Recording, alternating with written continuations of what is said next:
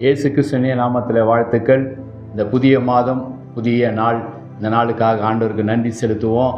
ஆண்டவர் கடந்த 8 மாதங்கள் நம்மை அற்புதமாய் நடத்தி இந்த 9வது மாதத்தின் முதல் நாளில் அவரை ஆராதிக்கும்படியாய், அவரை துதிக்கும்படியாய், அவருக்கு நன்றி செலுத்தும்படியாய் நமக்கு தந்த இந்த கிருபைகளுக்காக ஆண்டவருக்கு மகிமைப்படுத்துவோம், ஆண்டவரை சோத்தரிப்போம்.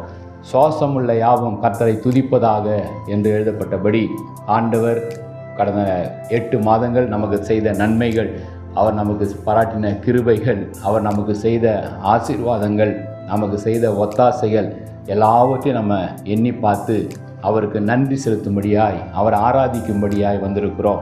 நாம் ஆராதிக்கிற தேவன், நாம் தொழுது கொண்டிருக்கிற தேவன், அவர் பெரியவர். அவர் வானம் அவரது சிங்காசனம், பூமி அவரது பாதபடி. இந்த நாளில் இப்படிப்பட்ட நல்ல பாதுகாப்பை நமக்கும் நம்முடைய குடும்பத்துக்கும் தந்து, நம்மை ஆதரவு தந்து, நம்மை அற்புதமாய் நடத்தி வருகிற ஆண்டவரை சற்று நேரம் மனதார நன்றி செலுத்தி மகிமைப்படுத்துவோம். அவரே நம்முடைய அடைக்கலம், அவரே நம்முடைய கேடகம், அவரே நம்முடைய கோட்டை, அவரே நம்முடைய துருகம், அவரே நம்ம நம்பி இருக்கிற தெய்வம். ஒருவேளை இந்த மாதம், புதிய மாதம், புதிய சவால்கள், புதிய பொறுப்புகள், புதிய கேள்விக்குறிகள், புதிய எதிர்காலம் எப்படி இருக்குமோ, இந்த மாதம் எப்படி இருக்குமோ, கவலைப்பட வேண்டிய அவசியமே இல்லை. இம்மட்டும் நடத்தின ஆண்டவர் இந்த மாதமும் நம்மை அற்புதமாய் நடத்துவார். சற்று நேரம் நம் உள்ளத்தின் ஆழத்திலிருந்து அவரை மகிமைப்படுத்த போகிறோம். ஆண்டவரே, நீர்தான் எங்களுக்கு அடைக்கலம், நீர்தான் எங்களுக்கு எல்லாம் என்று அவரை பார்த்து சொல்ல போகிறோம். நாங்கள் இருப்பது உம்மாலே ஆண்டவரே. நாங்கள் இந்த நாளில் ஜீவனோடு இருப்பது, இந்த நாளில் உம்மை ஆராதிக்க எங்களுக்கு தந்த கிருபைகளுக்காக நன்றி செலுத்துகிறோம். அவர் செய்த நன்மைகளை, அவர் செய்த உதவிகளை, அவர் செய்த ஒத்தாசைகளை நினைத்து பார்த்தால் துதிக்க வேண்டும் என்றால் 1000 நாவுகள் போதாது.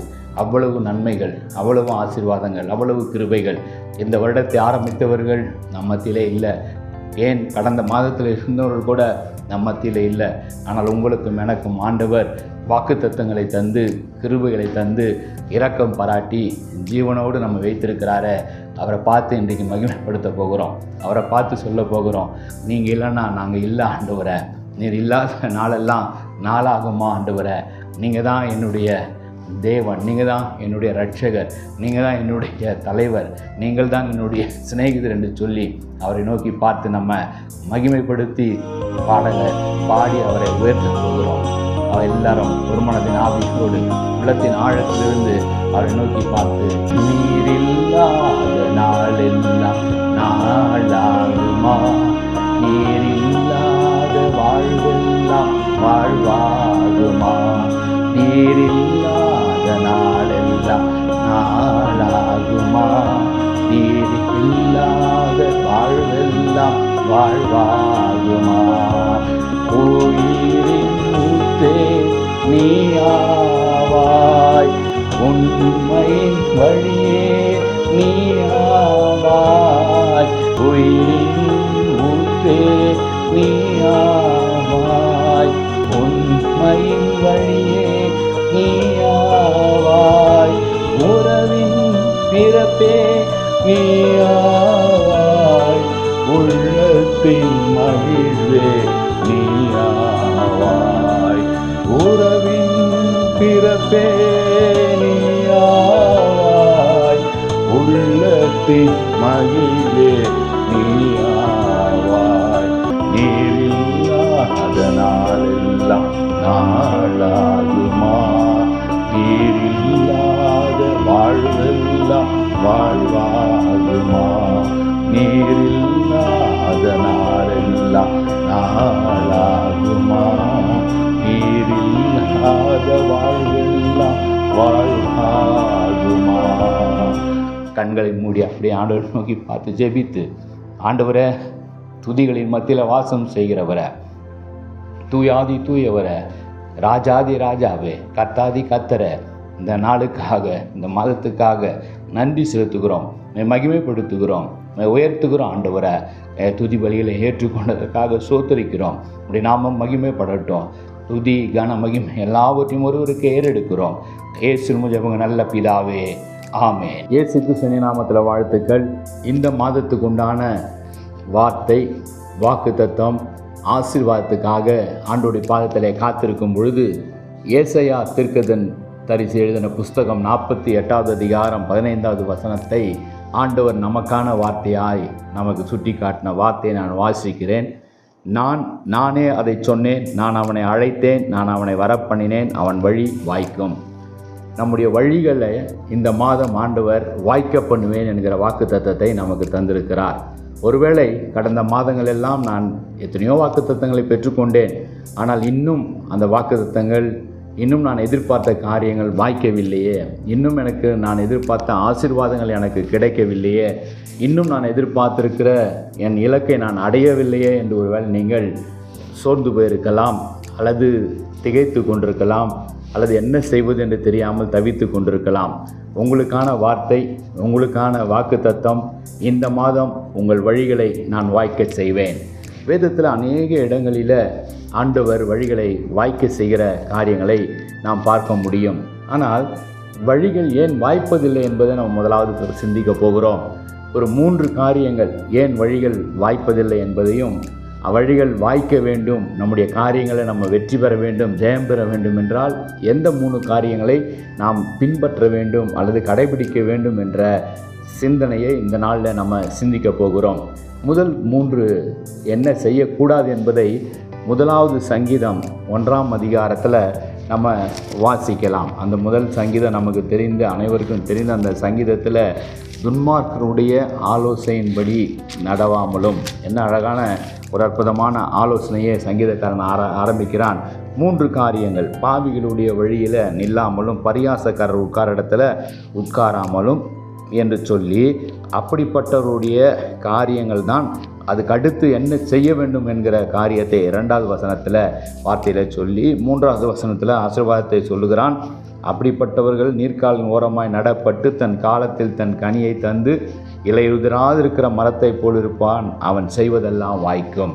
அப்போ என்ன செய்யக்கூடாது என்பதை சொல்லி 2வது வார்த்தையில் என்ன செய்ய வேண்டும் என்று சொல்லியும் எப்படி அந்த காரியங்கள் வாய்க்கும் என்கிற அந்த ரகசியத்தை சங்கீதக்காரன் நமக்கு கற்றுத்தருகிறான். முதல் காரியம், துன்மார்க்கருடைய ஆலோசனைப்படி நடவாமல். வேதத்தில் அநேக வாழ்க்கையில் நம்ம நீதிமான்களை பார்க்கிறோம். நம்முடைய வாழ்க்கையிலும் துன்மார்க்களை நம்ம சந்திக்க வேண்டிய சூழ்நிலை இருக்கிறோம். நாம் யாரிடத்தில் நமக்கு வேண்டிய ஆலோசனைகளை பெற்றுக்கொள்கிறோம் என்பதில் கவனமாக இருக்கும்படி, நம்மளுடைய காரியங்கள் வாய்க்க வேண்டும் என்றால், நீங்கள் கையிட்டு செய்கிற காரியங்களில் சித்தி பெற வேண்டும் என்றால், இந்த மாதம் அந்த அற்புதம் நடக்க வேண்டும் என்றால், துன்மார்க்கருடைய ஆலோசனைகள், நிறைய ஆலோசனை நம்ம கேட்காமலே ஆலோசனை கொடுப்பதற்கு இன்றைக்கு உலகத்தில் அநேகர் உண்டு. நீங்கள் விரும்பினாலும் விரும்பாவிட்டாலும் உங்களுக்கு இந்த ஆலோசனை நான் சொல்லுகிறேன் என்று அவர்களே ஓடி வந்து பல ஆலோசனைகளை சொல்லுவாங்க.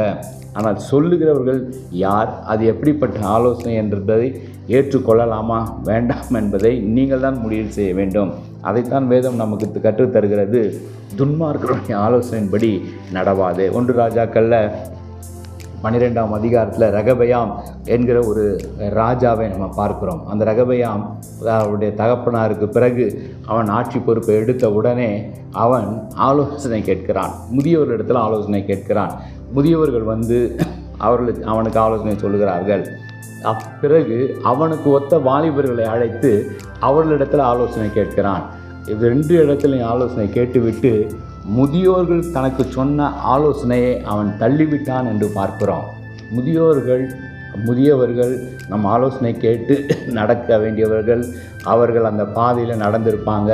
நம்ம எந்த பாதையில் நடக்க போகிறோமோ அந்த பாதையில் உள்ள கரடுபுரடான காரியங்களை அவங்க கற்றிருப்பாங்க, அறிந்திருப்பாங்க, அதை நமக்கு சொல்லித் தருவாங்க. ஆகவே முதியோர்கள் ஆலோசனை நம்ம கேட்பது நல்லது. ஆனால் அந்த ராஜா அப்படிப்பட்டவருடைய ஆலோசனை தள்ளிவிட்டதுனால அவனுக்கு வயதுக்கு ஒத்த அந்த வாலிபருடைய ஆலோசனையை அவன் ஏற்றுக்கொண்டான் என்று பார்க்கிறோம். அதனால் அவனுடைய பதவியை இழக்க வேண்டியிருந்தது. அவனுடைய ஸ்தானத்தை இழந்தான். அவன் ராஜ்யத்தை விட்டு ஓட வேண்டிய சூழ்நிலை.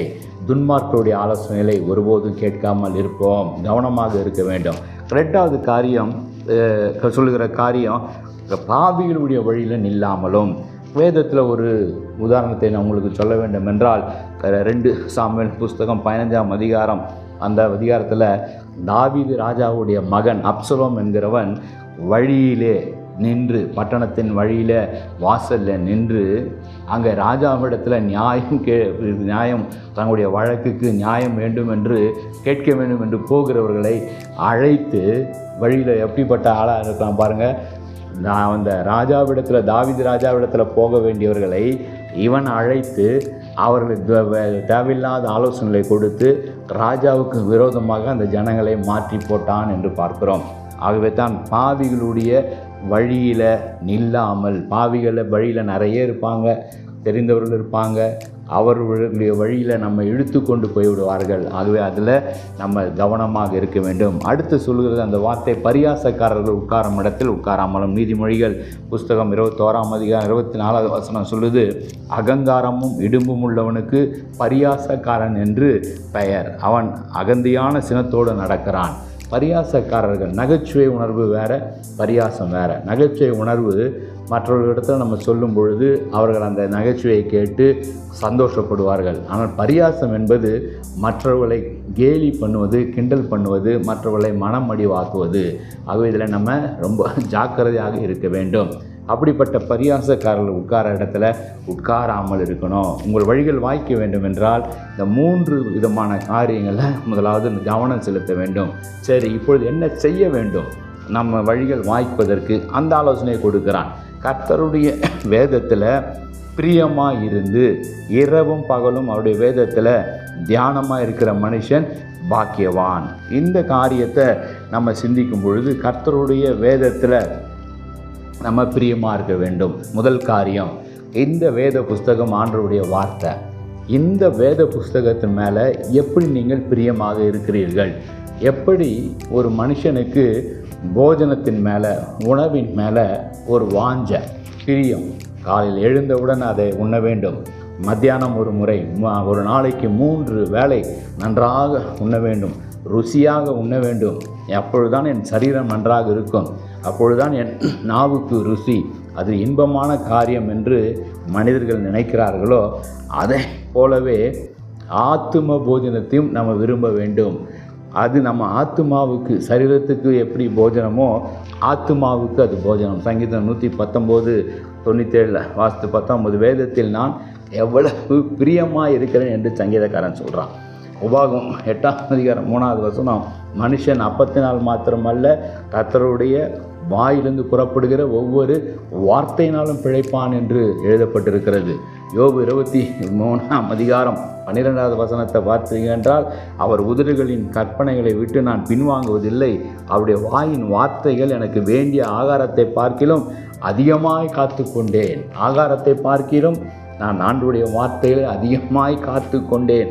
1 பேதுரு நம்ம வாசிக்கிறோம் 2ஆம் அதிகாரம் 3வது வசனத்தில், நீங்கள் வளரும்படி புதிதாய் பிறந்த குழந்தைகளைப் போல திருவசனமாகிய களங்கமில்லாத ஞானப்பாலின் மேலே வாஞ்சையாயிருங்கள். இதுதான் ஆண்டவருடைய வார்த்தைகள். ஆண்டவருடைய வார்த்தையின் மேலே பக்தர்கள் எவ்வளவு பிரியமாக இருக்கிறான்னு ஒருத்தர் சொல்கிறாரு. தேனிலும் தெளிதலிலும் அது மதுரமாக இருக்கிறதுன்னு ஒருத்தர் சொல்கிறாரு. அது களங்கமில்லாத ஞானப்பால் என்று சொல்கிறாரு. அதை நான் காத்து கொண்டேன் என்று ஒரு பக்தன் சொல்லுகிறான்.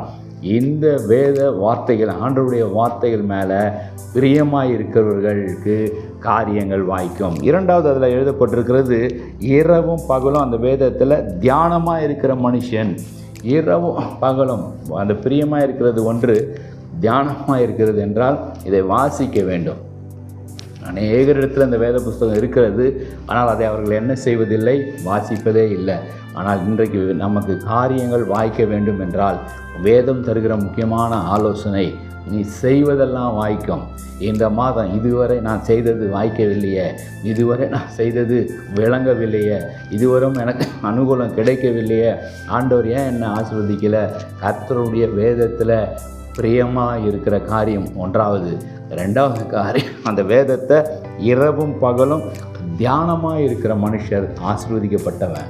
தியானமாக இருக்கிறதுனா அந்த வேதத்தில் இருக்கிற புஸ்தகங்களை வருஷத்தில் ஒரு முறையாவது முழு வேதத்தையும் புஸ்தகத்தையும் நம்ம வாசிக்க வேண்டும்.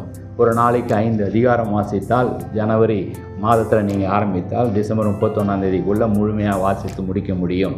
அல்லது வாலிபர்களுக்கு, சிறு பிள்ளைகளுக்கு நம்ம சொல்லுகிற ஆலோசனை, நீங்கள் நீதிமொழிகள் 31 அதிகாரம் இருக்கிறது, ஒரு நாளைக்கு ஒரு நீதிமொழிகள் வாசியுங்கள் என்று சொல்லுகிறோம். வாலிபர்களுக்கு சொல்லும் பொழுது, வாலிப பிள்ளைகளுக்கு சொல்லும் பொழுது நீதிமொழிகளை வாசிங்க. அதே போல் சங்கீதம், ஒரு நாளைக்கு 5 சங்கீதத்தை வாசித்தால் அந்த மாதத்தில் நீங்கள் 150 சங்கீதத்தை வாசித்து முடித்து முடியும். ஒவ்வொரு மாதமும் நீதிமொழிகளையும் சங்கீதங்களையும் தொடர்ந்து வாசியுங்கள் என்று ஆலோசனை சொல்லுகிறோம். ஏன் இதெல்லாம் சொல்லி கொண்டிருக்கிறோம்? அந்த வார்த்தைகள் அவர்களோடு கூட பேசும், அந்த வார்த்தைகள் அவர்களை வழி நடத்தும். அதுதான் கர்த்தருடைய வேதத்தில் இரவும் பகலும் தியானமாக இருக்கிற மனுஷன் என்று எழுதப்பட்டிருக்கிறது. 2 காரியங்களை நம்ம பார்க்குறோம்.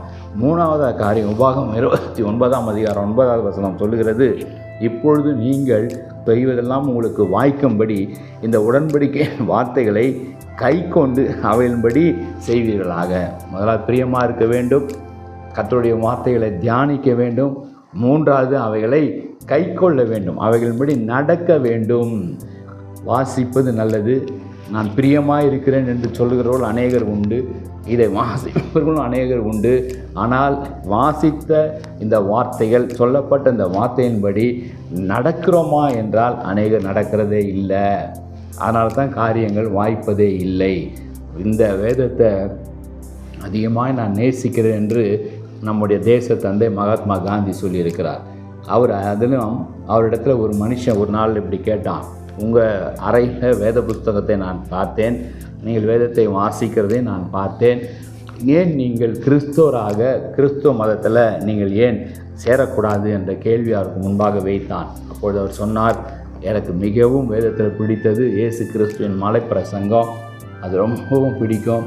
ஆனால் ஏன் நான் சேரவில்லை, ஏன் கிறிஸ்துவோடு நான் ஐக்கியம் வைக்கவில்லை என்று நீங்கள் கேள்வி கேட்டீர்கள். நான் பார்த்த கிறிஸ்தவர்களில் ஒருவர் கூட அந்த மலைப்பிரசங்கத்தின்படி வாழ்க்கையில் சாட்சியாக இல்லை என்ற அந்த கருத்தை, அதனால தான் நான் அந்த கூட்டத்தோடு நான் சேர எனக்கு விருப்பம் இல்லை என்று சொன்னாராம். இதிலிருந்து என்ன தெரிகிறது? வாசிக்கிறவர்கள் உண்டு, இந்த வேதத்தை நேசிக்கிறவர்கள் உண்டு, ஆனால் அதைபடி நடக்கிறவர்களை பார்க்க முடியல. இதன்படி இந்த வார்த்தையின்படி கீழ்ப்படிந்து கை கொண்டு இந்த வார்த்தையின்படி வாழ்க்கையை அமைத்து கொள்ளும் பொழுது நிச்சயமாகவே கர்த்தர் அவங்களை அதிகமாய் ஆஸ்வதிப்பார். நீங்கள் கவலைப்பட வேண்டிய அவசியமே இல்லை. 3 காரியங்கள் நம்ம செய்ய வேண்டும், 3 காரியங்கள் நம்ம செய்யக்கூடாது என்பதை நம்ம தியானித்திருக்கிறோம். முதல் செய்யக்கூடாத காரியம், பாவிகள், துன்மார்க்கர்கள், பரியாசக்காரர்களை நம்ம ஒதுக்குவோம். அதை ஒதுக்கி வைத்துவிட்டு கர்த்தருடைய வார்த்தையாக இந்த வேதத்தில் நம்ம என்ன பண்ணணும்? பிரியமாக இருக்கணும். இதை ஒவ்வொரு நாளும் நம்ம வாசிக்க வேண்டும், ஒவ்வொரு நாளும் இதை தியானிக்க வேண்டும். வாசிக்கிறது, தியானிக்கிறது, அதுக்கு மேன்பாக இந்த வார்த்தைகளை நம்ம கை கொள்ளும் பொழுது நம்ம பிரச்சனைகள், நம்முடைய வாழ்க்கையில் இருக்கிற போராட்டங்கள், இன்னும் எனக்கு வாழ்க்கையிலேயே இந்த வீடை கட்டி கொண்டிருக்கிறேன், பாதியில் நின்று கொண்டிருக்கிறத, நான் வீடு கட்ட முயற்சி கொடுத்துருக்கிறேன், எனக்கு வீடு கட்ட முடியலையே, சொந்தமாக எனக்கு இன்னும் வீடு இல்லையே, சொந்தமாக எனக்கு தொழில் இல்லையே, சொந்தமாக எனக்கு வியாபாரம் இல்லையே, ஒரு நல்ல வேலை எனக்கு வாய்க்கவில்லையே, அல்லது இன்னும் திருமணத்துக்கு காத்திருக்கிறேன், நல்ல மணப்பெண் எனக்கு கிடைக்கலையே, திருமணத்துக்கு காத்திருக்கிறேன், நல்ல மணமகள் என்னுடைய குடும்பத்துக்கு இன்னும் மருமகளுக்கு எனக்கு கிடைக்கவில்லையே, திருமணமாகி முடித்து விட்டாச்சே, இன்னும் எனக்கு குழந்தை பாக்கியம் இல்லையே, எத்தனையோ காரியங்கள் வாய்க்கவில்லை, எத்தனையோ காரியங்கள் தடைப்பட்டு நிற்கிறது என்று புலம்பிக் கொண்டிருக்கிற உங்களுக்கு ஆண்டவர் இந்த நாளில் அதையெல்லாம் நான் வாய்க்க செய்வேன். உன் வழிகள் வாய்க்கும். நானே கர்த்தர், உன்னை நான் அழைத்திருக்கிறேன், உன்னை நான் தெரிந்து கொண்டேன், உன்னை நான் மகிமைப்படுத்துவேன், நீ வெக்கப்பட்டு போகிறதில்ல. இந்த மாதம், இந்த நாள், இனி செய்ய வேண்டியது, இயேசுவே ஆண்டவரை நான் உம்மை நம்புகிறேன், இயேசுவே உம்முடைய வார்த்தைகளை நான் நம்புகிறேன். இந்த நாளிலிருந்து ஒருவேளை இதுவரை வேதத்தை ஒவ்வொரு நாளும் படிக்காமல் இருந்திருக்கலாம், ஒவ்வொரு நாளும் தியானிக்காமல் இருந்திருக்கலாம். இன்றைக்கு ஒரு முடிவெடுங்க. என்னுடைய சரீரத்துக்கு நான் உணவு உட்கொள்ளுகிறதுக்கு முன்பாக என் ஆத்மாவுக்கு நான் உணவை கொடுக்க வேண்டும். நான் ஒவ்வொரு நாள் அதிகாலை உணவு எடுத்துக்கொள்வதற்கு முன்பாக நான் வேதத்தை வாசிக்காமல் நான் அந்த சரீர பிரகாரமான உணவை நான் உண்ணமாட்டேன் என்கிற ஒரு தீர்மானத்துக்குள்ளே வாங்க. அது மாத்திரம் அல்ல, இந்த வார்த்தைகளை நான் தியானித்து கொண்டே இருப்பேன். இந்த நாளில் வாசித்த அந்த வார்த்தைகள் எனக்கு ஆசீர்வாதமாய் மாறும்படியாய் நான் அதை சிந்தித்து கொண்டே இருப்பேன் என்று சொல்லுங்கள். அடுத்த தீர்மானம், வாசிக்கிறது, சிந்திக்கிறது, தியானிக்கிறது மாத்திரமல்ல, இந்த வார்த்தையின்படி நான் நடப்பேன் என்ற ஒரே ஒரு தீர்மானம், ஒரே ஒரு உடன்படிக்கை. அதற்காக தான் இயேசு உங்களை ஆசீர்வதிக்கும்படி தான் இயேசு கிறிஸ்து இந்த உலகத்தில் வந்தார். உங்களை என்னையும் இந்த காரியங்களிலிருந்து தூக்கி எடுத்து உங்களை ஆசீர்வதிக்கும்படி தான் இவ்வளவு அற்புதமான வார்த்தைகளை நமக்கு தந்து இருக்கிறார். இன்றைக்கும் இது அநேகருக்கு ஆசீர்வாதமாக இந்த வார்த்தைகள் மாறிக்கொண்டிருக்கிறது. அநேகரை ஆசீர்வதிக்கிறது, பாவிகளை மனம் திரும்ப வைக்கிறது. இந்த வார்த்தைகள் ஜீவனுள்ள வார்த்தைகள். இதை ஒழிக்கும்படி, இதை அழிக்கும்படி எத்தனையோ பேர் வந்தாங்க. ஆனால் யாராலும் அந்த காரியங்களை செய்ய முடியல. அதே இந்த வார்த்தைகளை வாசிக்க ஆரம்பிங்க. இந்த வார்த்தைகள் உங்களுக்கு ஆசீர்வாதத்தை கொண்டு வரும். இது உங்களோடு பேசும், உங்களை உயிர்ப்பிக்கும், உங்களுக்கு வேண்டிய காரியங்கள் எல்லாம் வாய்க்க செய்யும். இந்த மாதம் உங்கள் வழிகளை நான் வாய்க்க செய்வேன் என்று சொன்ன கர்த்தர் நிச்சயமாகவே உங்கள் வழிகளை வாய்க்க செய்வார். கர்த்தரை நோக்கி பார்த்து நம்ம ஜெபிப்போம். அன்பின் பரலோக பிதாவே, ஆசீர்வதிக்கப்பட்ட அற்புதமான இந்த நேரத்துக்காக நன்றி செலுத்துகிறோம், உம்மை ஸ்தோத்திரிக்கிறோம் ஆண்டவரே. அப்பா, இந்த மாதம் உன் வழிகளெல்லாம் வாய்க்க செய்வேன் என்று எங்களுக்கு நல்ல வாக்குத்தத்தத்தை தந்திருக்கிறீரே ஆண்டவர். யாரெல்லாம் இன்னும் எனக்கு வாய்க்கவில்லையே, இன்னும் எனக்கு இந்த காரியத்தை நிறைவேற்ற முடியலையே, இன்னும் எனக்கு பலன் இல்லையே, இன்னும் எனக்கு சுகம் இல்லையே, இன்னும் ஆண்டவர் தயவு எனக்கு கிடைக்கவில்லையே என்று ஏங்கி கொண்டிருந்தார்களோ அவர்களுக்கான ஒரு நல்ல வாக்கு தத்தத்தை இன்றைக்கி கொடுத்து கொண்டிருக்கிறேன். கவலைப்படாத மகளே, கவலைப்படாத மகளே, இந்த நாள் இந்த வார்த்தையின்படி உன் வழிகளை இந்த மாதத்தில் நான் வாய்க்க செய்வேன். இந்த மாதத்தை துவங்குகிற ஒவ்வொருவருடைய வாழ்க்கையிலும் என்னென்ன காரியத்தை நீங்கள் எதிர்பார்த்து காத்து கொண்டிருக்கிறீர்களோ, என்னென்ன காரியத்தை எதிர்பார்த்து நீங்கள் ஏங்கி கொண்டிருக்கிறீர்களோ அத்தனை காரியத்தையும் நான் உங்களுக்கு வாய்க்க செய்வேன், ஆசீர்வதிப்பேன் என்று சொல்லியிருக்கிறார். கவலைப்பட வேண்டிய அவசியமே இல்லை. கர்த்தாவே, இந்த வார்த்தையின்படி உம்முடைய வாக்குத்தத்தின்படி எங்களை நடத்த போகிறீங்க. குடும்பங்களை ஆசீர்வதிங்க. இந்த புதிய மாதத்தில் ஆண்டவரே உடைய தேவைகளை ஆண்டவர் ஆசீர்வதிங்க, வருமானங்களை ஆசீர்வதிங்க. இந்த மாதத்தில் அவர்கள் திட்டமிட்டிருக்கிற எல்லா காரியங்களையும் நீங்கள் கையிட்டு செய்கிற காரியங்கள் எல்லாவற்றையும் வாய்க்க செய்யுங்க, ஆசீர்வதிங்க. உடைய கிருபைக்குள்ளே மூடிக்கொள்ளுங்க. துதி கன மகிமை எல்லாவற்றையும் ஒருவருக்கே ஏறெடுக்கிறேன். இயேசு கிறிஸ்துவின் நாமத்தில் ஜெபங்கள் ஜீவனுள்ள நல்ல பிதாவே, ஆமேன். God bless you. பிரியமானவர்களே, வாழ்த்துக்கள். இந்த செய்திகள் உங்களுக்கு ஆசீர்வாதமாக இருக்கும், அதை நான் விசுவாசிக்கிறேன். இது மாத்திரமல்ல, உங்களுடைய ஜெப தேவைகள், உங்களுடைய ஆலோசனைகள் எது இருந்தாலும் கீழே கொடுக்கப்படுகிற அந்த தொலைபேசியில் நீங்கள் எங்களை தொடர்பு கொள்ளலாம். அவர்களுக்கு வேண்டிய ஆலோசனைகளை கொடுத்து கொண்டிருக்கிறோம், ஜெப உதவிகளை செய்து கொண்டிருக்கிறோம். அது மாத்திரமல்ல, சிறிய செய்திகள் ஒவ்வொரு நாளும், அந்த புதிய நாளில் ஒரு புதிய செய்தி, உலகத்தில் நடக்கிற சம்பவங்களை, அந்த காரியங்களை வைத்தும் வேதத்தின் சார்பாக, வேதத்தின் ஆதாரத்தில் அந்த செய்திகளை கொடுத்து கொண்டிருக்கிறோம். இதற்குண்டான அந்த காரியங்களை கீழே வீடியோவில் உங்களுக்கு கொடுப்பாங்க. அதை நீங்கள் ஒவ்வொரு நாளும் யூடியூப்பில் பார்க்கலாம். அதை சப்ஸ்கிரைப் பண்ணி கொள்ளுங்கள், அதை மற்றவர்களுக்கு அறிமுகப்படுத்துங்க. ஜாய் டிவிலையும் ஒவ்வொரு ஞாயிற்றுக்கிழமையும் 5லிருந்து 5:30 மணி வரை வருகிற செய்திகளை தொடர்ந்து நீங்கள் கேளுங்கள், ஆசீர்வதிக்கப்படுவீர்கள். மற்றவர்களுக்கு அறிமுகப்படுத்துங்கள். நிச்சயமாக கர்த்தர் உங்களை ஆசீர்வதிப்பார். God bless you.